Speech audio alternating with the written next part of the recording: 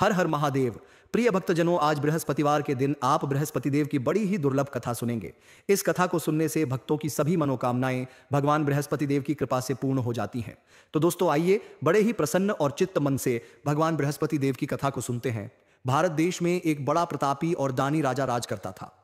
वह हर गुरुवार को व्रत रखकर दीन दुखियों की मदद करके पुण्य प्राप्त करता था, परंतु यह बात उसकी रानी को अच्छी नहीं लगती थी। वह न तो व्रत करती थी और न ही दान पुण्य में विश्वास रखती थी। इतना ही नहीं, वह राजा को भी ऐसा करने से मना करती थी।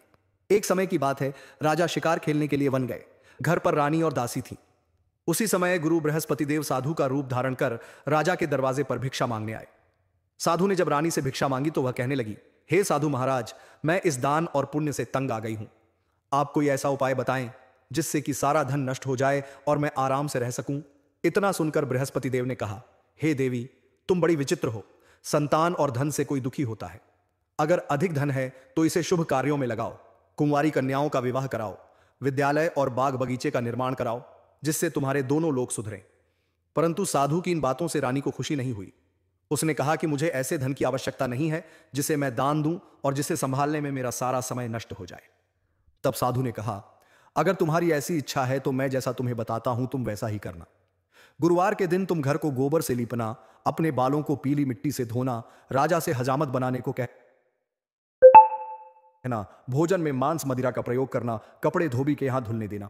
इस प्रकार 7 बृहस्पतिवार करने से तुम्हारा समस्त धन नष्ट हो जाएगा। इतना कहकर साधु के रूप में बृहस्पति देव अंतर्ध्यान हो गए।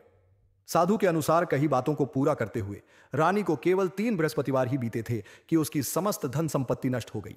भोजन के लिए राजा का परिवार तरसने लगा। तब एक दिन राजा ने रानी से बोला कि हे रानी, तुम यहीं रहो, मैं दूसरे देश को जाता हूं, क्योंकि यहां पर सभी लोग मुझे जानते हैं, इसलिए मैं कोई छोटा कार्य नहीं कर सकता। ऐसा कहकर राजा दूसरे देश चला गया। वहां वह जंगल से लकदिद्धी काट कर लाता और शहर में बेचता। इस तरह वह अपना जीवन व्यतीत करने लगा। इधर राजा के परदेश जाते ही रानी और दासी दुखी रहने लगी।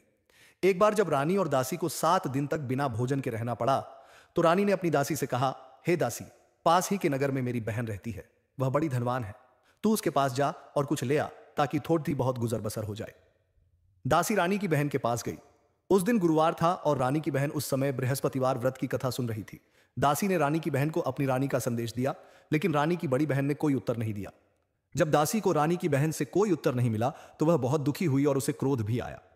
दासी ने वापस आकर रानी को सारी बात बता दी। यह सुनकर रानी ने अपने भाग्य को कोसा। उधर रानी की बहन ने सोचा कि मेरी बहन की दासी आई थी, परंतु मैं उससे नहीं बोली, इससे वह बहुत दुखी हुई होगी।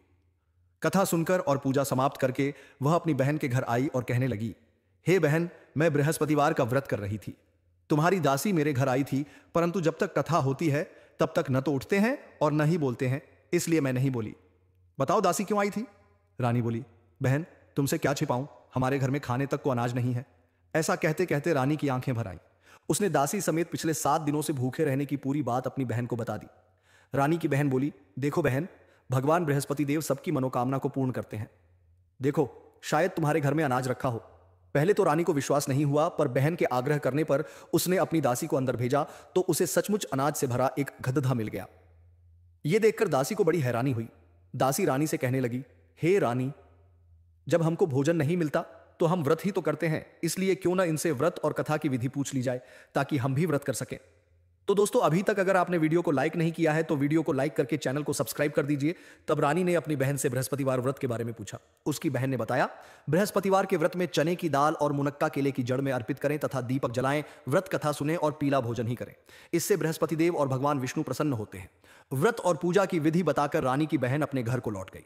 7 दिन के बाद जब गुरुवार आया तो रानी और दासी ने व्रत रखा। वह घुड़साल में जाकर चना और गुड़ लेकर आई। फिर उससे केले की जड़ तथा विष्णु भगवान की पूजा की। अब पीला भोजन की चिंता को लेकर दोनों बहुत दुखी हुई। चूंकि उन्होंने व्रत रखा था, इसलिए बृहस्पति देव उनसे प्रसन्न थे।